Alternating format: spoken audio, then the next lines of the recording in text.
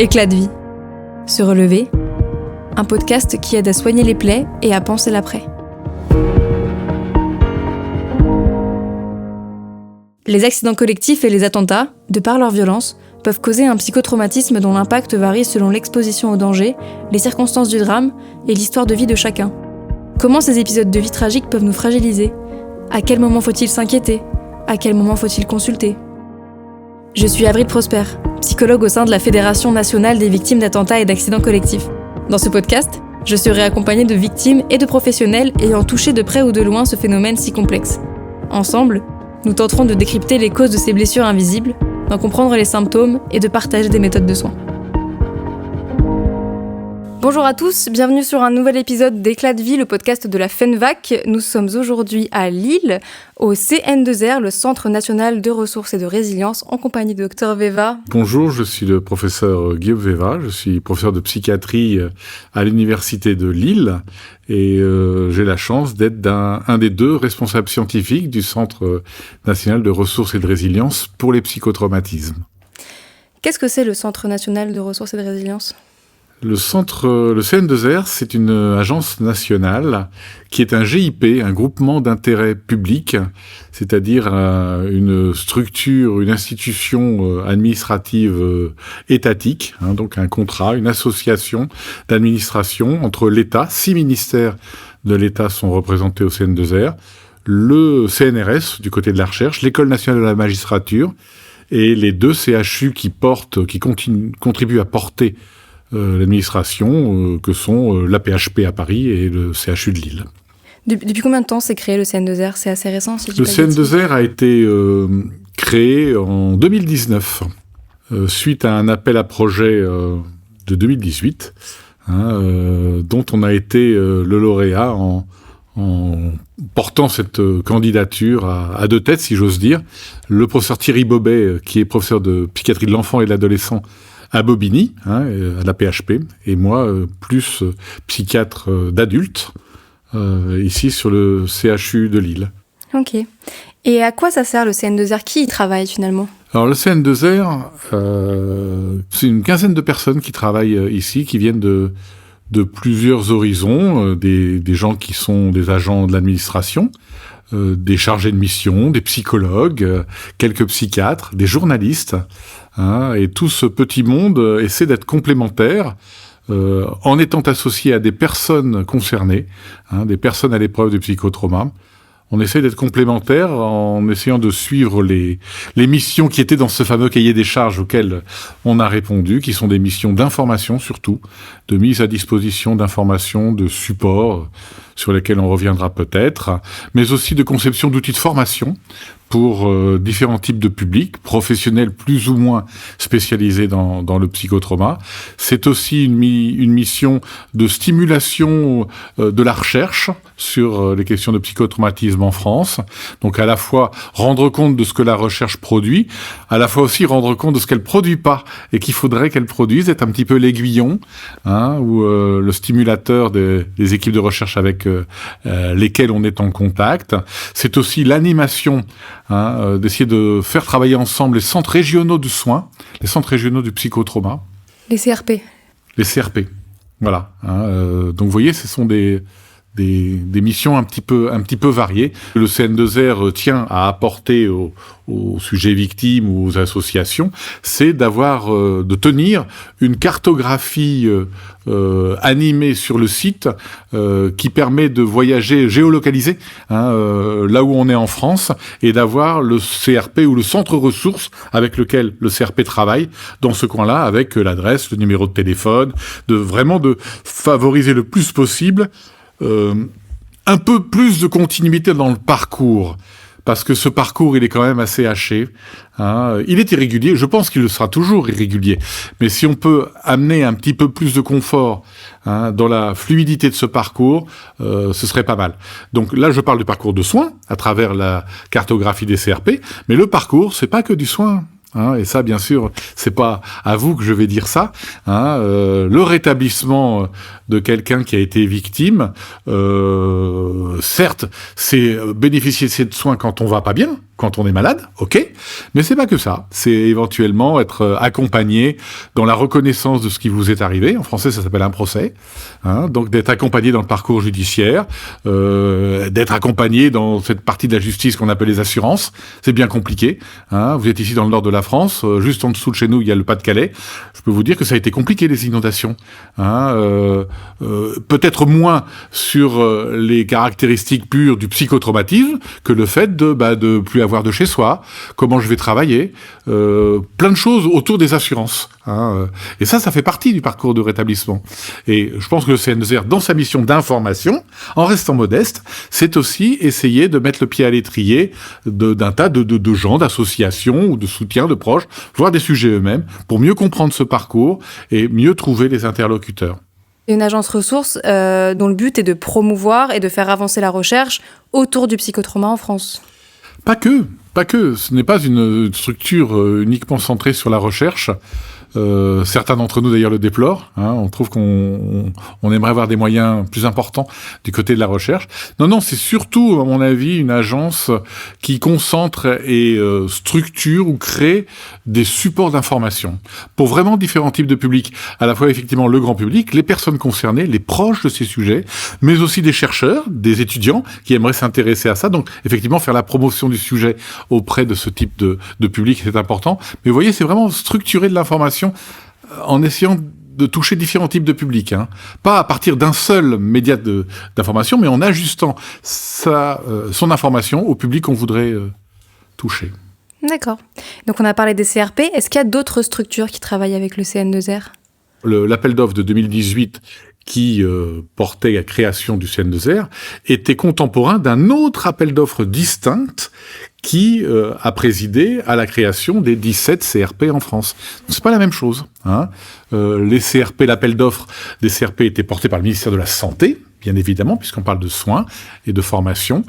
Et l'appel d'offres du CN2R était porté par le ministère de la Justice, qui héberge entre autres la DIAV, la délégation interministérielle à l'aide aux victimes. Et c'est parallèle. Et puis, je revendique, je dirais, ce réseau des CRP qui est un endroit absolument privilégié, très sympathique, où on partage beaucoup la façon de répondre au même challenge qu'on a tous en région, ce double challenge des CRP de structurer le soin sur le territoire, et pas uniquement de le faire eux-mêmes, et aussi de former le mieux possible le maximum de professionnels, que ce soit des professionnels de santé ou autres, des professionnels de justice, à la question du psychotraumatisme, de manière à qu'on soit plus à contribuer au mieux-être des personnes qui malheureusement rencontrent ces situations de vie.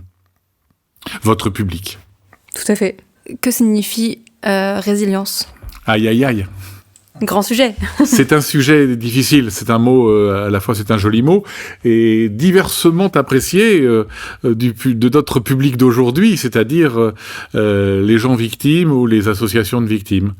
Résilience pour nous au CN2R, soyons clairs et modestes, moi je l'entends comme rétablissement.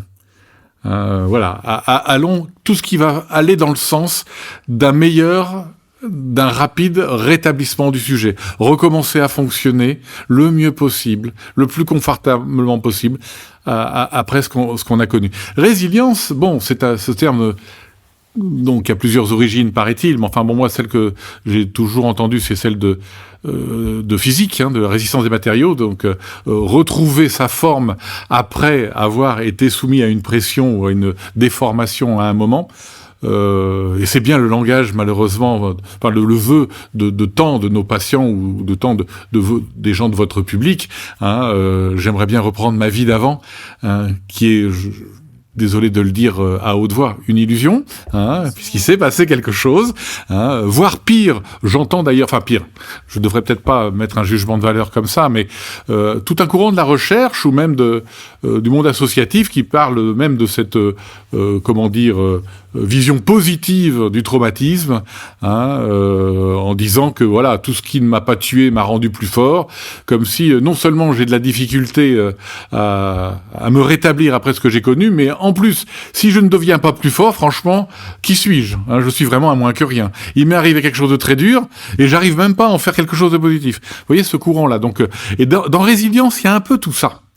Donc je préfère vraiment, même si je suis trop long dans mon abord de la question, le côté positif de la résilience, je vois rétablissement, ça me paraît déjà une œuvre importante.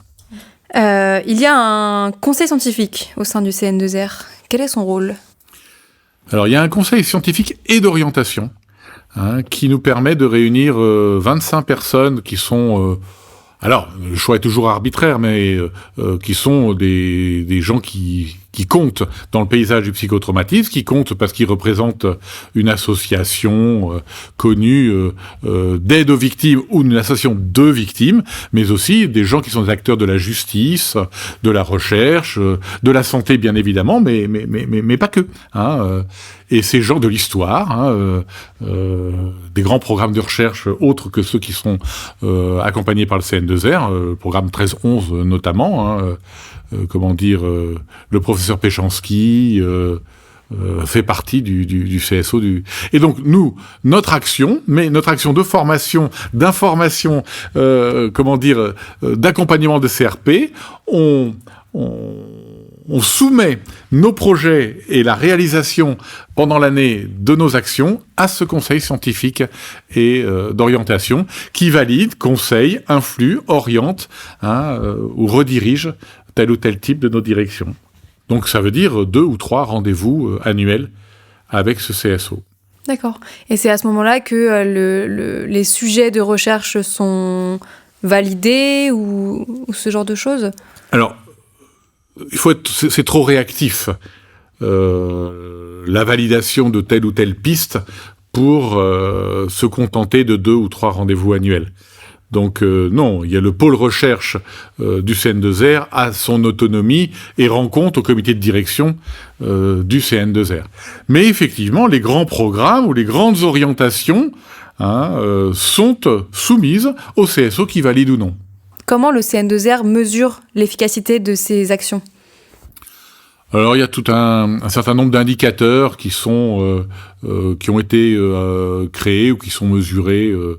Le nombre de contacts sur le site ou les retours de différents types de newsletters qu'on envoie. Tous ces indicateurs sont publiés dans nos rapports annuels qui sont en direct sur le site du CN2R, sont accessibles à tous. Où est-ce qu'on en est aujourd'hui au CN2R en termes de recherche ? Qu'est-ce qui est prévu pour la suite là ? C'est vraiment une question très, très importante dans la mesure où les premières années... on a un peu souffert dans notre positionnement. On devait prendre en main la question de la recherche sans être centre de recherche. C'est pas possible ça. Alors l'entre-deux vous allez vite comprendre, l'entre-deux que nous avons choisi, c'est on fait pas de la recherche, mais on va produire des données qui n'existent pas et mettre ces données au service de la communauté scientifique, qui s'en saisiront ou s'en saisiront pas. Donc ce programme s'appelle déjà Ligne de vie, qui va suivre les sujets confrontés à des événements psychotraumatiques, potentiellement psychotraumatiques. Tous ne tomberont pas malades, ce qui d'ailleurs sera sans doute très intéressant pour la recherche, dire pourquoi, comment, pourquoi cela et pas d'autres. La recherche sera basée sur une web application. C'est le sujet lui-même qui sera l'acteur de son dossier de recherche. Vous voyez, c'est assez innovant. Et on va suivre de façon prospective pendant 10 ans cette cohorte de sujets qui vont être confrontés à différents types de traumatismes.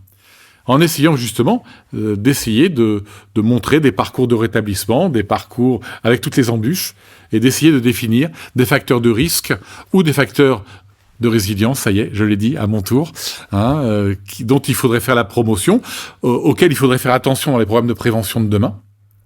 Voyez ? Est-ce qu'il y a des facteurs communs à tout type de traumatisme, après tout type de confrontation, auxquels il faut à tout prix faire attention ? Et est-ce qu'il y a des facteurs spécifiques, si c'est une agression, si c'est un accident, si c'est quelque chose d'individuel, si c'est quelque chose de collectif ? Et à ce moment-là, il faut ajuster en fonction des situations dans les programmes de prévention. Je vous ai pas perdu, là ? C'est très clair. Donc ça s'appelle ligne de vie.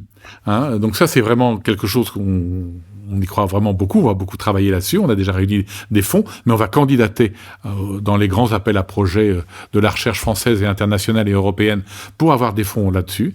L'autre vecteur d'action de recherche, c'est que, et ça j'y tiens beaucoup, puis j'y ai participé à titre personnel, c'est de consacrer une partie significative, environ 250 000 € annuellement, pour lancer des bourses de recherche, des bourses de thèse, des bourses de post-doctorat, tous les ans, et tous les ans, on finance tout le programme. Si c'est une bourse, on finance les 3 ans. Si c'est un post-doc, on finance les 2 ans. Et tous les ans, on fait ça. Au moins une bourse de thèse, au moins une bourse de post-doc. Et on a commencé depuis 4 ans. Donc, vous voyez une sorte de pipe, comme disent l'industrie pharmaceutique. Il y a un pipe, un pipeline de travaux qui sont en cours et qui vont déboucher sur des résultats. Comment le CN2R collabore-t-il avec d'autres professionnels et structures de santé ? Clairement, donc on a déjà vu la notion des réseaux. On travaille avec certains réseaux, donc le Conseil scientifique et d'orientation, le réseau des CRP. Mais l'autre grande tendance, c'est de tisser des partenariats avec des grandes institutions. Parce que la Haute Autorité de Santé, c'est l'organe en France qui produit des recommandations. Et c'est très, très important pour modifier la culture du soin, la culture de la prévention, la culture de l'approche des sujets qui vont aller mal au décours d'une confrontation potentiellement traumatique. Et la HAS a accepté, ou est venue d'ailleurs nous solliciter, pour qu'on tisse un partenariat pour créer, ce qui n'existe pas encore en France, des recommandations quant au dépistage, au diagnostic et à la prise en charge des psychotraumatismes en France, chez l'adulte, et une deuxième recommandation chez l'enfant. Et ça, c'est très important dans la mesure où, à ma connaissance, des pays développés, la France est le seul pays à ne pas disposer aujourd'hui de ses propres recommandations. Alors, ça pourrait ne pas être si dramatique que ça, puisqu'il suffit de traduire en français les grandes recommandations internationales. Oui, c'est vrai, d'ailleurs, on va s'en inspirer. Le problème, c'est que des bonnes recommandations, tiennent compte du tissu de soins propre au pays concerné, et on peut s'en féliciter, mais la France dispose d'un dispositif de soins assez riche, et on doit ajuster ces recommandations à notre réalité française. Donc ce travail sur les recommandations qui a commencé depuis 3 ans, c'est un travail difficile, avec des groupes de relecteurs, des groupes qui conçoivent les recommandations. Ce travail est attendu chez l'adulte, en tout cas, pour la fin de cette année 2024, et ce sera vraiment un rendez-vous très important dont il faudra ensuite faire la promotion, parce que tant de recommandations ont été produites et sont tombées dans les oubliettes du jour au lendemain. Le CN2R sera là, en tout cas c'est notre contrat avec la HAS qu'on s'est donné nous-mêmes, de faire la promotion des recommandations qui sortiront. Merci Dr Veva. Toutes les informations du CN2R sont donc disponibles sur le site du CN2R, cn2 le chiffre 2r.fr. Une newsletter existe, on peut s'y abonner gratuitement et on est tenu au courant des différentes innovations, appels à projets, opportunités, manifestations. Et le site internet est très bien fait, il y a des dossiers avec plein d'informations, des petites vidéos, il y a des webinaires aussi qui sont gratuits et retransmis en ligne assez régulièrement.